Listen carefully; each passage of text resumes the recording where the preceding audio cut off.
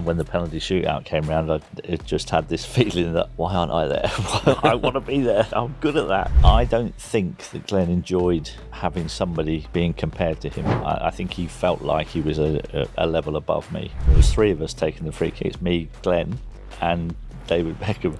And I just remember stood there thinking, I never thought I'd be taking a free kick with two other people and I'd be the one there.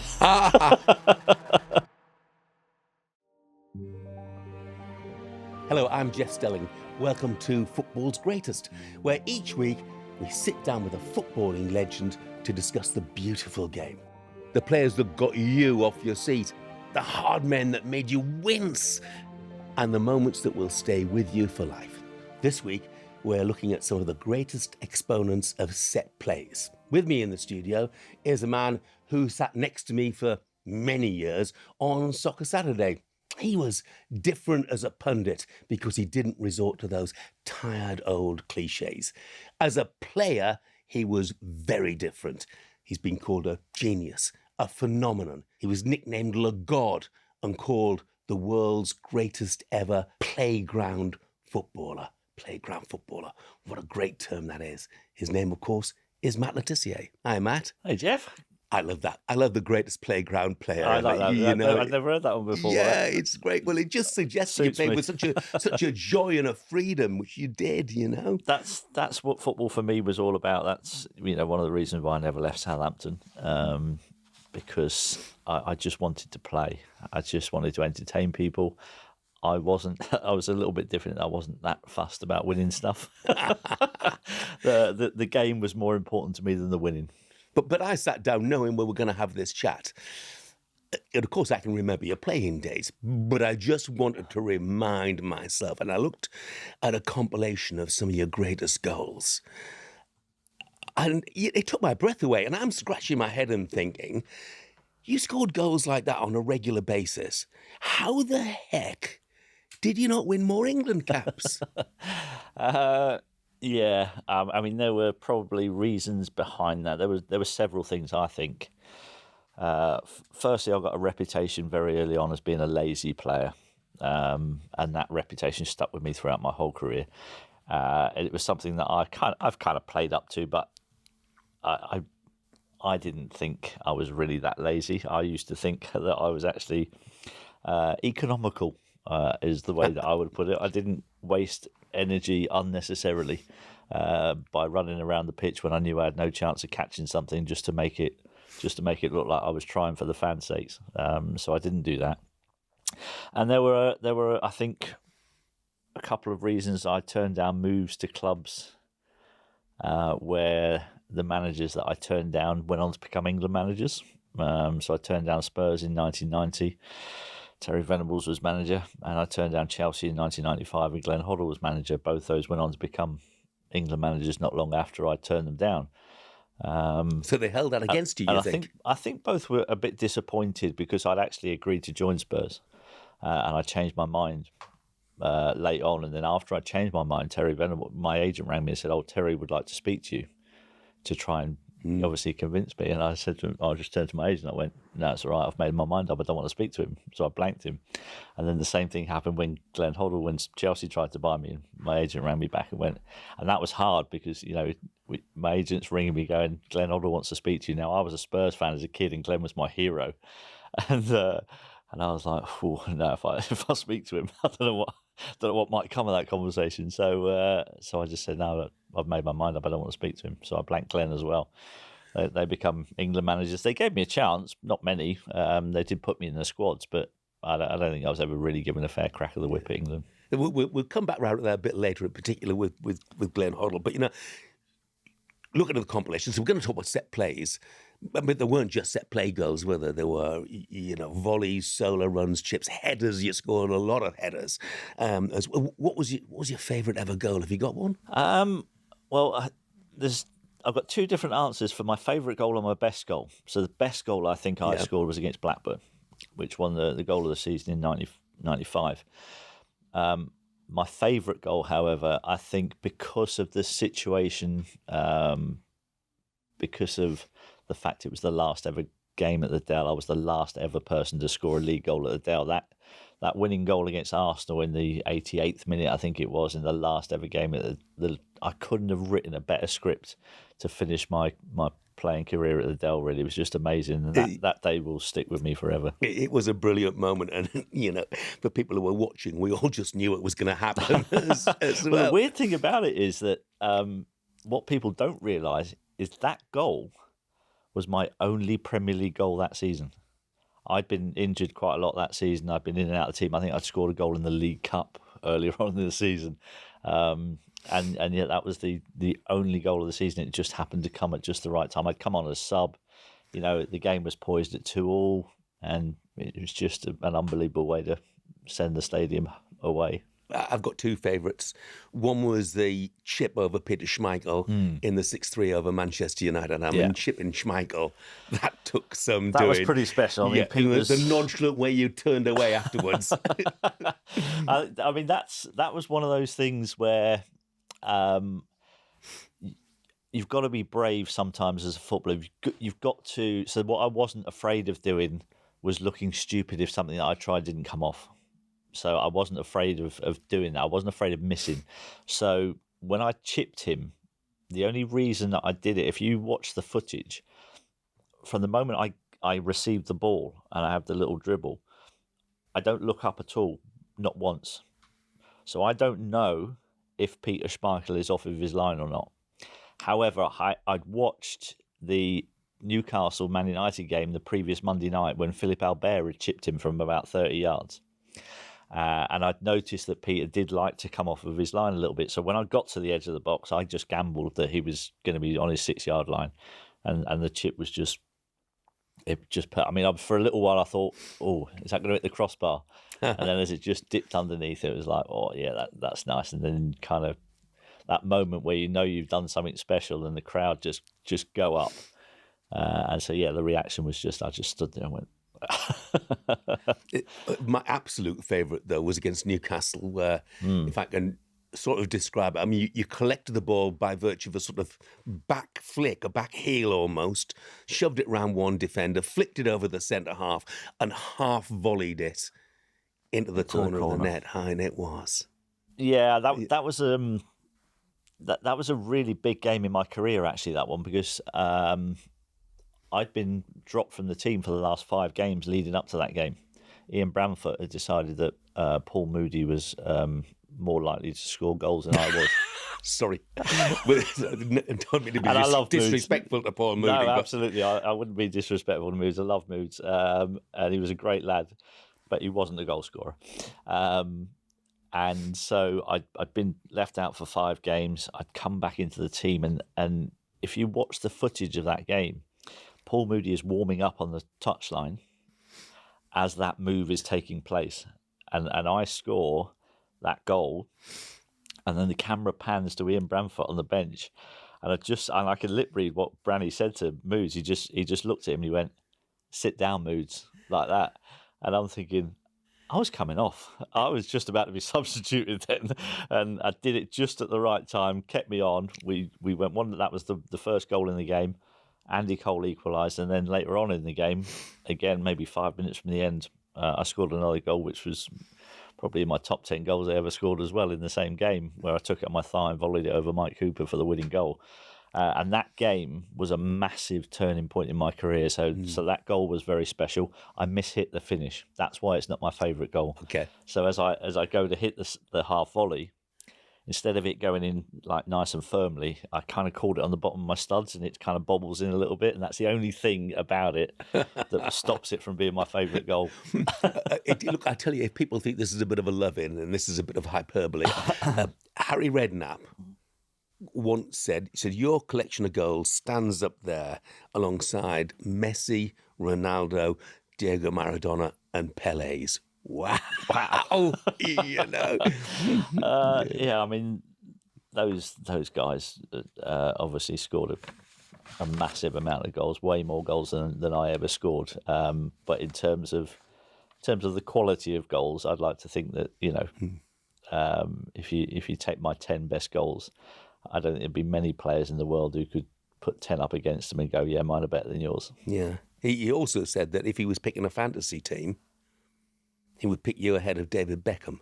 Yeah, I can understand that. I mean, my goal scoring record was much better than David's, and we didn't really have the assists thing going on back in our day. Those things weren't kind of recorded, but I know I set up a lot of goals as well, which is obviously big points in fantasy football. So yeah, I think in the mid-90s, I think the Badil and Skinner did the whole fantasy football thing, and I went on their show, and a lot of people had me in their team back in those days. Well, you look at someone like Beckham, who obviously, we're going to talk about set plays.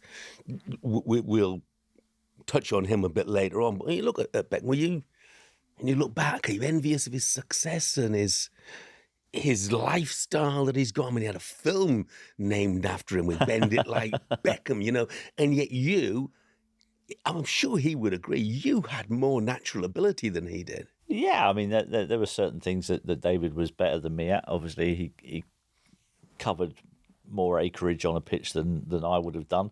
I would have said he was a better free kick taker than I was, but there were certainly things that I was a lot better than him at. My goal scoring, I think my range of passing was equally as good. In fact, I think I was a bit more perceptive in my passing. My crossing was equally as good as his. But I don't envy him at all. I think he did brilliantly for what he did in his career. He was fortunate. He was at a much bigger club than I was, so his profile was always going to be bigger than mine. I remember being sat on the bench when he made his England debut. And just thinking, wow, this boy's got a big future ahead of him. He's a proper player. It was quite funny actually. During that England get together when he made his debut, one of the training sessions we had.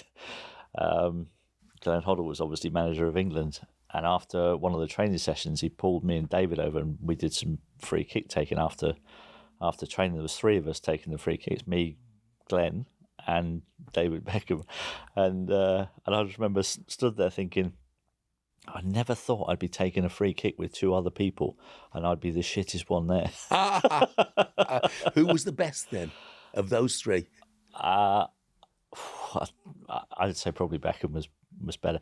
He managed to get his body in a position where he could do that whip up and over the wall, and I couldn't do that. I couldn't get my hips into that shape to get that real width that he got, and it was pretty phenomenal watching it at close quarters. And Prowsey does the same thing. He's very good as well. Was Glenn irritated by that, by the way? That I think that he might have was been. Probably better. I think he might have been, yeah. And I think that was one of the issues that actually kind of went against me when it came to Glenn, is that a lot of people during my career always compared me to him. He was my hero growing up. I was a Spurs fan. And I don't think that Glenn enjoyed having somebody being compared to him. I think he felt like he was a level above me. I was going to talk about this later on, but let's do it now because, obviously Glenn was the England manager. I remember you scored a hat-trick, didn't you? It was against Russia for England B before the World Cup squad for 98 was selected. And you weren't in it. Reflecting on it, can you understand that now? I mean, that was a massive blow to me in my career. I think I realised that was kind of my last chance to go to a World Cup. I was 28, I think 29 at the time, something like that. And I'd given it a real good go. So the back end of that season leading up to the World Cup, I'd finished really strongly at Southampton, scored a lot of goals. And then we had the B game. I'd played in the qualifier at Wembley the year before against Italy when we lost at home to Italy, and I'd come in for a little bit of stick that day. Glenn came in for a bit of stick for picking me and us losing the game, and I was kind of made a bit of the whipping boy really for that defeat. But yeah, that game against Russia was probably one of the best 90-minute performances I ever had in my career. It wasn't just the 3 goals. The rest of the game, I felt like I'd played as good as I could possibly play. And so when the squad got announced, it was actually a squad of 30 that he announced first of all, which went out to La Manga. And then he dropped 6 or 7 of the players from that squad while they were out in La Manga. And when he picked the squad of 30 and I wasn't in the squad of 30, I was like, wow. And I was really shocked. And then I kind of thought about it. And I thought, okay, he's not put me in the 30 because maybe he's going to take Gaza, and he doesn't think that me and Gaza can be in the same team or squad or whatever. And then when they went to La Manga and then he dropped Gaza as one of the other players, I was like, wow. I think that was a bigger blow to me than actually being left out of the 30.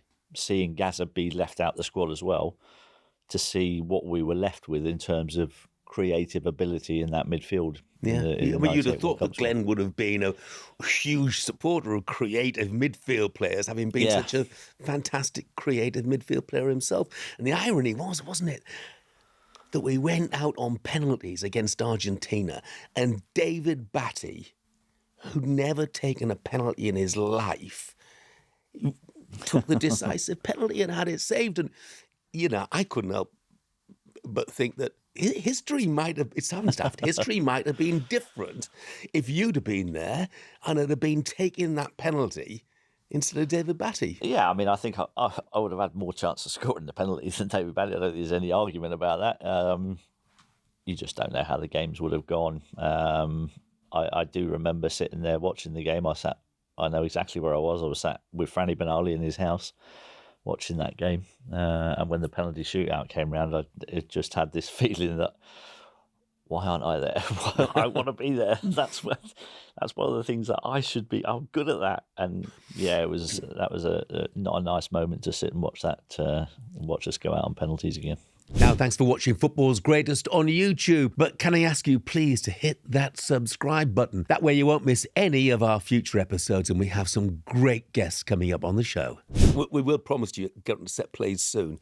But as a player, you made the headlines, and I just want to touch on this without going into all the details necessarily. But you are still making the headlines now for some of your contributions on social media about all sorts of things, and it's cost you quite significantly in lots of different ways. Do you regret the day you ever first went on social media? Do I really? I think the world would be a better place if we didn't have social media. I definitely think that it's a pretty horrific place sometimes, but I don't regret doing what I've done, even though it's cost me stuff. I would do exactly the same thing again because I think it's the right thing to do, because I think as a society, we've gone down a very, very dangerous path, and I think people need to try to understand just how close we are to being run by very tyrannical people who don't have the best interests of humanity at heart. And that's kind of the basis for everything that I've done, really. And you can go into the little bits and pieces about it, but ultimately that's the biggest reason. And I don't have a single regret about standing up for what I believe in. And if that costs me money, then so be it, which it has. The funniest thing about it is I get people calling me out on social media going, "You're a shill."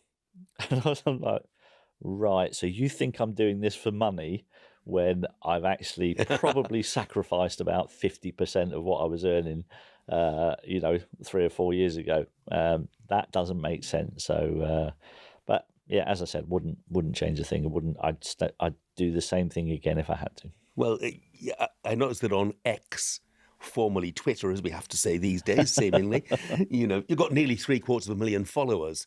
So you've obviously got a lot of people who do agree. Have you ever thought, this is a serious question, you're still a relatively young man, have you ever thought about going on? You ever had a desire to go on and try and eke out a career in politics? Not really.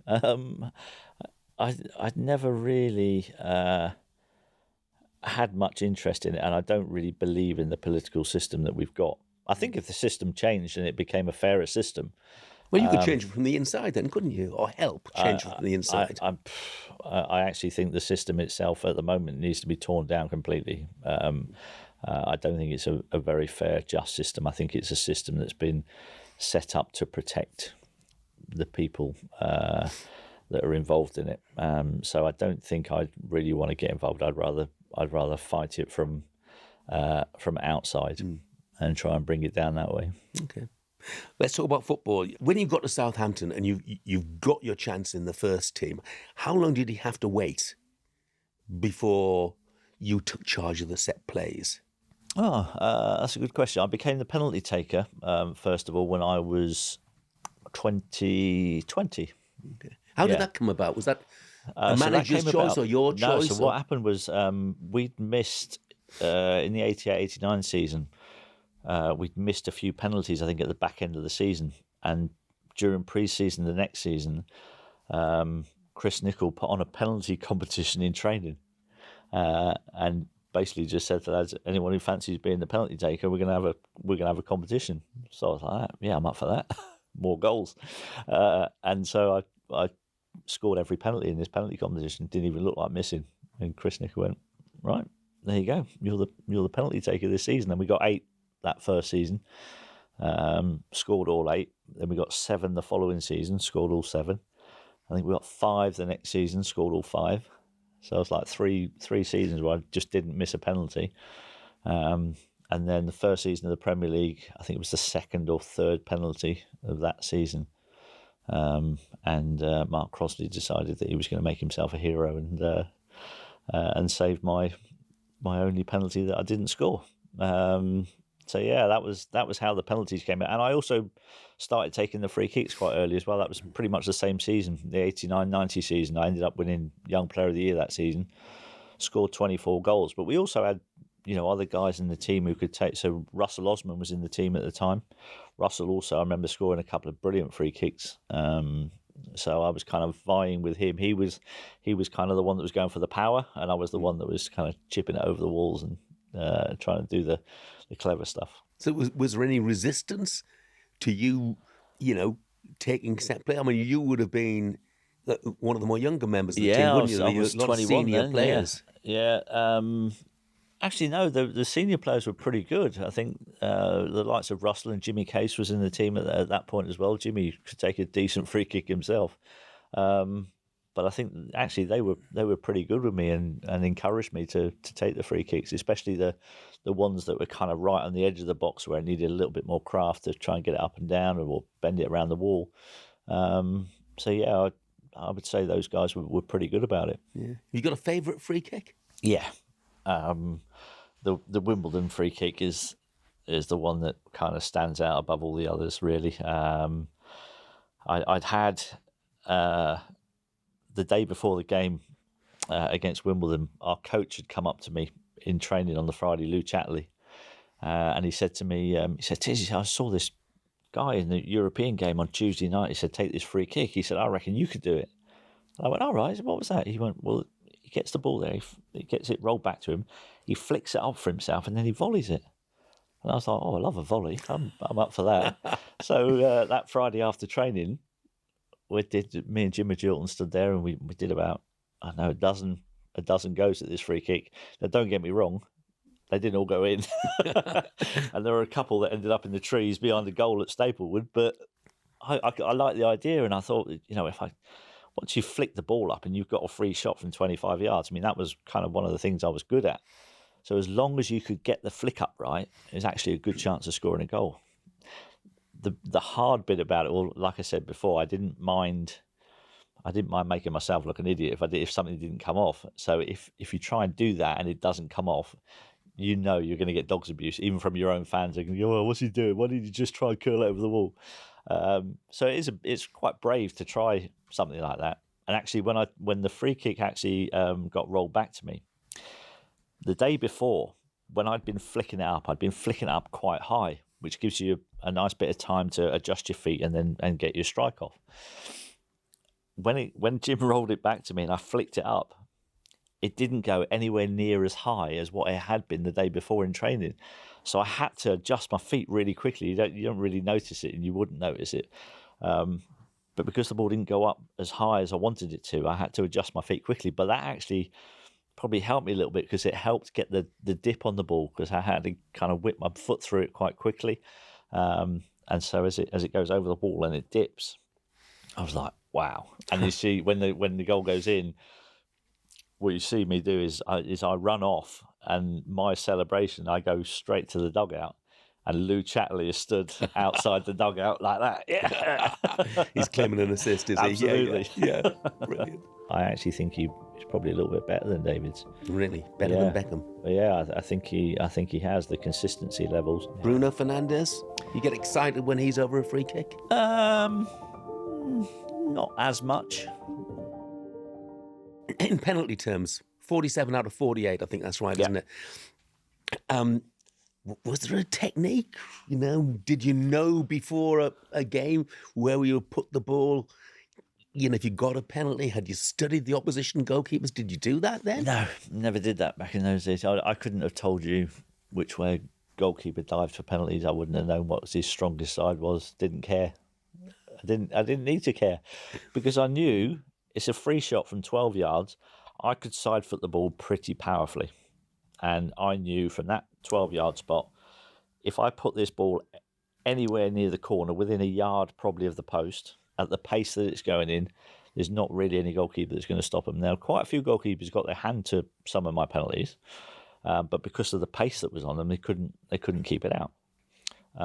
And so I didn't have a fixed thing in my mind. I had a favourite corner, which was to the keeper's left.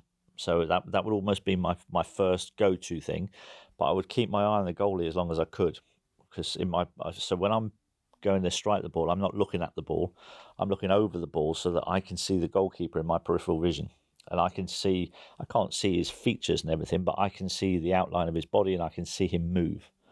And if he moves too early, then if he goes towards my corner that I want to hit it in, it was easy for me because of the angle of my foot going into that corner. If I needed to change my mind, all I had to do was whip my foot around the ball, and you can do that right at the last minute. And it doesn't have, it's not a difficult skill. The difficult bit is having the balls, if you like, to keep an open mind right up until the last second. And that's the hardest bit about taking the penalties. The technique wasn't difficult. It's the calmness in your head to be able to react to a situation within a split second. That's the hard bit. So can you teach that? Because we've talked about it before. In this day and age in football, you've got everything, haven't you? You've got throw-in coaches. Yeah. Could you have a penalty-taking coach? Because I know you've offered your services in the past. Well, to England for a start. Yeah. No, I did offer. They weren't interested, but I offered. So why weren't they interested? I don't know. When you think of all the marginal gains that you're talking about, how somebody wouldn't be interested in being able to take penalties better, especially approaching major tournaments. It seems a little bit crazy to me. But I actually wouldn't teach everybody to take penalties the way that I took them. So I think what you'd have to do is you'd have to evaluate each individual and evaluate what their skill sets are and are they capable of doing what I used to do. And if they're not, you adapt. And each person would have a different technique to take a penalty. Do you think that the basic difference comes down to the fact that you enjoyed taking penalties, whereas a lot of people fear taking penalties? It's a massive part of it. I mean, I'm sure you've watched penalty shootouts. I sit with people who haven't been footballers and watch penalty shootouts with them, and I'll just say to them, watch the guy's face when he's walking up, because the camera goes on to them and it's a long walk from that halfway line. I said, well, just watch the guy's face and tell me which ones you think want to be in that position, and then have a look at the ones that miss. Yeah. And see if there's any correlation, because I think you'll find there's quite a big correlation between the ones that are caught in the headlights and the ones that are walking up there with their chest out going, yeah, this is my moment. And that's the big difference. See, correct me if I'm wrong, but I think Gareth Southgate was one of the England managers that you offered your services to, wasn't he? Now, of all people, Gareth should have known, the benefits of having a penalty coach. Yeah, it is really odd. As I said, the marginal gains thing that they always look for, that little percentage, I mean, that's actually not just marginal. If you're in a major tournament, the chances of going to a penalty shootout are pretty high. And so you would think that you would want to actually maybe do something about that, but not interested. Well, maybe he'd seen you take the penalty against Mark Crossley. So, look, I mean, we've got to dwell on, it's ironic, isn't it? You score 47 out of 48, and the one we're going to dwell on is the one that you missed. So what happened? So that particular penalty, when I went to hit it into my favourite corner, Mark just went to move a little bit. So in my peripheral vision, I see him go that way. So as soon as I saw that, I then changed my mind and go to the other corner. But Mark he'd only gone a little bit, and he stopped and then flung himself back the other way. And he timed the deception perfectly. And that's why the worst bit about it actually is that he saved it, and I think because I was in so much shock that I'd missed a penalty, he parried it straight back out to me, and from about 7 yards out, with my left foot, I managed to hit it straight over the crossbar. And I was actually more embarrassed about missing the rebound than I was about missing the penalty. It was a way worse miss. Now, we're going to talk about some of the current day set play specialists in a moment or two. But I mean, you mentioned coaching and Pep and Phil Foden. I was looking back at some of the stats for goals in the Premier League scored from direct free kicks. And a few years ago, I think it was like 2014, 2015, there were 34 direct free kicks scored that season. Last season, there were 14. Do you think it's being coached out of them? It's an interesting one, actually. I would think perhaps the data analysts are maybe looking at things and thinking that shooting from free kicks isn't the optimum way to get the best out of them. That might have something to do with it. But yeah, I think the standard of goalkeeping may have something to do with it. I don't know. The fact that the keepers are a little bit better, there's more research going into these free kicks, so the goalkeepers know where the players are perhaps putting them, so they're just preempting things a little bit. Who knows? But I certainly still think that there's something pretty special about a direct free kick that flies in the top corner and gets everyone off the seats in the ground. I mean, that's a pretty special feeling when those free kicks do go in and the ground erupts. I think they're still one of the most special ways to score goals. Yeah. Well, James Ward-Prowse has had that feeling plenty of times, and of course, like you, an ex-Saint, and I know you've met him and talked about his sort of technique. Were there any similarities between him and you? Not really. There were similarities between him and David Beckham. The way that the wit that he gets on his ball. I mean, he was much better free kick taker than I was. His output has surpassed mine comfortably. I think the technique that he had was very, very similar to David's, but I actually think he's probably a little bit better than David's. Really? Better than Beckham? Yeah, I think he has the consistency levels. See, bend it like Ward-Prowse doesn't have quite that same ring. Not quite the same ring. Yeah. And he's not playing for a global club, so he'll never get the recognition he probably deserves. Yeah. They say practice makes perfect. Is he an obsessive practicer? Does he practice non-stop? I think he has done in the past. I'm not sure if he does it quite so much now, but certainly when he was a kid, I spoke to him about it, and yeah, he would practice, and that's the thing. If you've got a certain amount of ability, then if you're willing to work at it, then you can turn that nice ability into something that's world class. But you need to have a little bit there to start with. Yeah. I don't think you can go from having no ability whatsoever naturally to then being completely world class. I'm thinking of other current players, and where you're going to laugh, I'm not going to compare him with you, but he's got some of the attributes maybe that you had, in the sense that he can play a raking ball, got great range of passing, and a wicked set play as well. Trent Alexander-Arnold. Yeah, I see that. I see the range of passing. Yeah, definitely, and his set pieces are obviously very good as well, and he's right up there with best crosses of the ball you've probably seen in the Premier League history.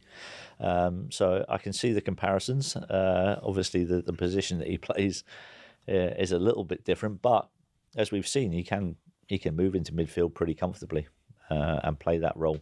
So that boy's got a lot of ability. Yeah, I mean, I guess in a similar vein, Kieran Trippier is a fantastic set play specialist. Yeah, it's not just his set play specialist. What I love about Kieran Trippier is when you pass Kieran Trippier a ball, his first touch puts the ball exactly where he needs it to be to give himself the most amount of time to be able to pick a pass. And that, for me, when I watch Kieran Trippier play, that's the thing I'm most impressed about, is his ability to know where he needs to put that ball.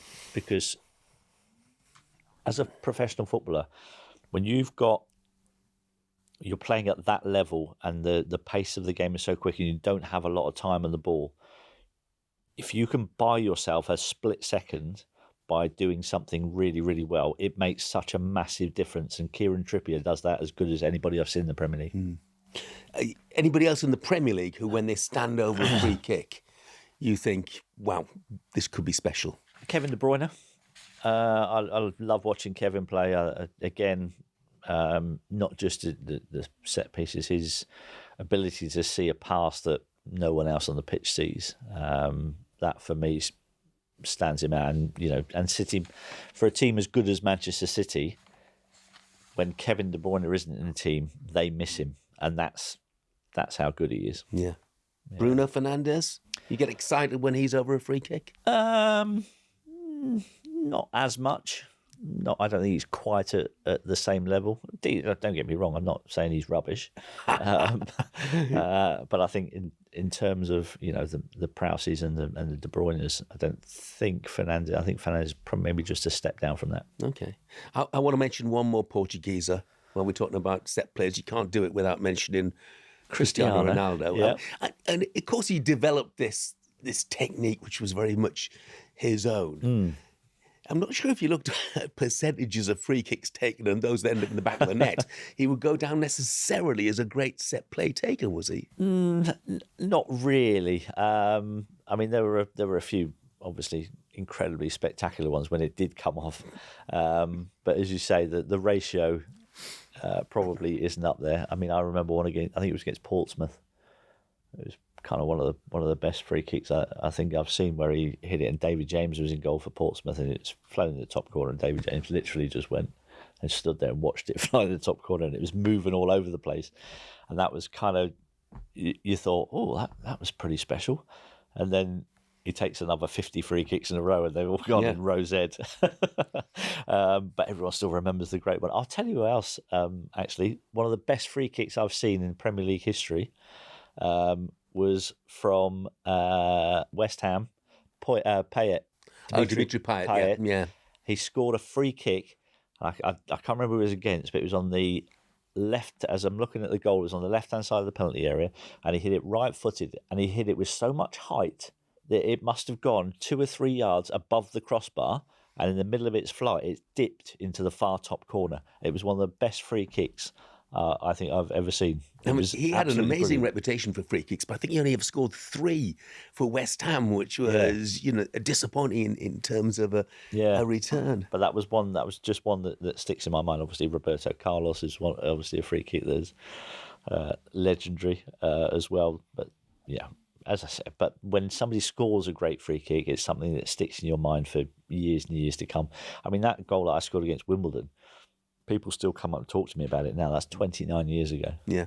I do hope you're enjoying the show. I just want to tell you that you can follow us at Football's Greatest Pod on Instagram, TikTok and Facebook. And search for Football's Greatest Pod to find us on X.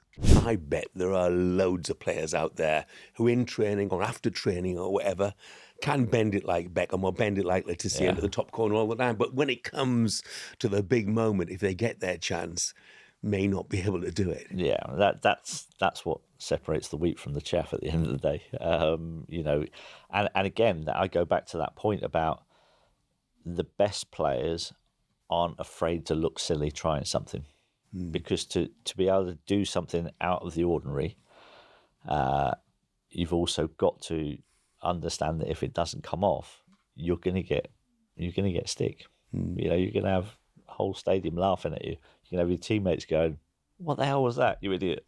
But you know that you've got to try it, because if it comes off, wow. So to be a great set play exponent, you need to A, love it, Yep. B, want to score a goal, and C, be a man for the big occasion. Yeah. Don't be afraid to miss. Okay. Don't be afraid to make yourself look silly. Right, look, I tell you what, Tiss, what we're going to do now is we're going to do some Quickfire Greatest. Okay, I'm going to give you 10, or ask you for 10 great people or moments from your career. Okay. So I know the answer to the first one already. Your greatest manager or coach? Alan Ball. Okay. This is meant to be quickfire, but it's not going to be that quickfire because I've got to ask you why. So Bawley was really the only one of my 9 managers at Southampton who gave me a completely free role. He kind of built the team around me. So he set the team up in a shape, and then he literally put me in the middle of the pitch and told all the other players in the team, "This is your best player. Whenever you lot get the ball, the first thing I want you to do is, can I pass to him?" And it honestly was like being back in the school playground with my school football team, where I would just get the ball and dribble past everyone and go to school. And so to have a manager who had as much belief in my ability as I had in my own was just phenomenal. And that's why a lot of my best moments were in that 18 months when Bawley was my manager. I played 64 games under Bawley and I scored 45 goals. Whoa. Secondly, your greatest teammate? My greatest teammate. So the teammate I enjoyed playing alongside the most, who was completely on my wavelength on a football pitch, was a guy called Ronnie Eklund. Now, a lot of people won't remember that. If you're not a Saints fan, you wouldn't probably remember Ronnie. He was only at Saints for a season. I think he only played like 20 odd games. But honestly, it was just the most fun to be on a pitch with somebody who he knew what was going through my mind and I knew what was going through his mind, and we read each other's play brilliantly. And it was so much fun, and I wish it could have lasted longer. Your greatest opponent, Tiss? My greatest opponent, I always say, when I asked about the best player I played against, I would say it was between 2 people, Thierry Henry or Roberto Baggio.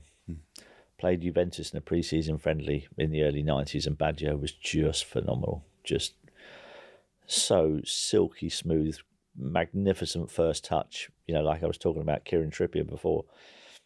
Just the ball comes to him and he just knows where it needs to be, buys himself time. It's just lovely to watch. And Henry was just a joke. So it would be between those 2. I think we know the answer to this one already. Your greatest goal? Yeah, that was my goal against Blackburn. I feel was my best goal I scored, yeah. Your greatest match? So my greatest match for Southampton was in October 1989. It was at the Dell. We beat Liverpool 4-1. And at that point in the season, Liverpool were unbeaten. They were the best team in the country at the time. That was the John Barnes, Ian Rush, Peter Beardsley. That team was just phenomenal. They came to that and we absolutely battered them. And it could have been 7 or 8 and you wouldn't have batted an eyelid. We hit the post 2 or 3 times that day. It was just one of those days where the entire team, every man on the team played to his maximum. Be careful with this one. Your greatest mate in football? My greatest mate in football is Franny Benali. Yeah, Franny is, I mean, we've been good mates since we were 15 years old. I mean, that's a friendship that's lasted a hell of a long time. And the only time we've ever really fallen out has been in training when I've nutmegged him and he's got the ump and tried to kick the shit out of me. Your greatest rollicking, Tiss? That would have been probably in my youth team days from Dave Merrington, who was a very hard taskmaster as a youth team coach. And I remember playing in a game at Tottenham away in the youth team at their old training ground, Cheshire, I think it was. And it was a bit of a frosty pitch, and it was you had to be a little bit careful with your footing, and they didn't call games off in those days easily. And so we played the first half, and I barely had a kick the whole first half, and I was like just trying to keep my balance, not get injured really. And coming at half time, and he has given me the dressing down of all dressing downs, and he's gone. And at the end of it, he's gone, "You've got 10 minutes in this second half. or I'm pulling you off, right? And so I went out in the second half, and after about 4 or 5 minutes, I scored. We were 1-0 up, and I think I scored another one later on in the game. And then after the game, Dave was driving the minibus, so we're driving back to Southampton, but he also had to do the report for the local paper. So he'd be driving the bus, but he'd be doing his report for the local paper to send to give to the local Daily Echo when we got back. And he's driving the bus on the way back, and could see him thinking, and he turned to me and he went, Matt, he said, when did you score that first goal? And I went, it was about 4 minutes after you told me I had 10 minutes left, Dave. So yeah, it worked. That rollicking worked. Your greatest regret, have you got any? No, I don't really do regrets. If I could change one thing, in that game against Italy that I mentioned earlier, the World Cup qualifier at Wembley, we lost 1-0. Zola scored for them. In the first half, I had a chance with a header. I think Graham Lasso crossed it from the left. And I remember coming in and thinking, I'm going to get to this first. The goalie was coming out to try and get it. And I'm thinking, I'm going to get this first. I can get this before the goalie. And he's out of his goal. I get there first. I head it past him. And the goal is gaping, and it's gone about that far wide of the post. And I just think, had that header gone in, I might have gone to the 98 World Cup. Fine margins, as they say. Yeah. Greatest roommate? Ooh, greatest roommate. People didn't like rooming with me. Why not? I on a Friday night before a game, I didn't used to sleep very early, so I would just still be awake at like 2 a.m. watching telly. They didn't like that, and I was ordering room service at midnight and things. Be a healthy snack. I mean, it was like sandwiches and stuff. It wasn't really bad, but I just get a bit peckish. Barry Horn.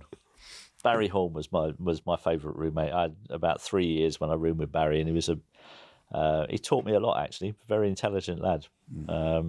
And I had good conversations with Baz. So, yeah, I still get on well with him now. And finally, and I think we know the answer to this as well, Tiss, your greatest moment? My greatest moment, I think, will always be, for me, the pinnacle of any footballer's career is when he represents his country. So I think when the first time I set foot on the pitch at Wembley, came on who as was a that sub. against? Against Denmark. Terry Venables' first game in charge, came on as a sub. And that was just for me, having my mum and dad and my family up in the crowd. That was just a moment that just gives me goosebumps now. And, one of my favourite moments was actually after the game, just taking that shirt that I just worn and giving it to my mum and dad in the bar afterwards. That was pretty special. That's a feeling that not many people will have. Brilliant. Look, Tiss, thanks very much for coming in. Pleasure, mate. If you're too young, by the way, to have watched him live, go and watch the Goals compilations, because they are phenomenal and a heck of a lot better than his tweets, I'll tell you that. You're not allowed to call them that anymore. They're posts now. Yeah, they're posts. Okay. X's, yeah. Next time on Football's Greatest, Chelsea double winner Michael Ballack discusses the greatest German players to grace the Premier League. Do you see in years to come Jurgen Klopp maybe being manager of the German national team? We would love it one day, because he has this quality, he has this character to actually symbolize all German attitudes, and we couldn't, of course, need a leader like him. And whenever he's ready, I think people on the fans would love it. That's it from this edition of Football's Greatest. Thanks once again to Matt Tissier. Thanks for joining us. Football's Greatest is a Folding Pocket production with BBC Studios.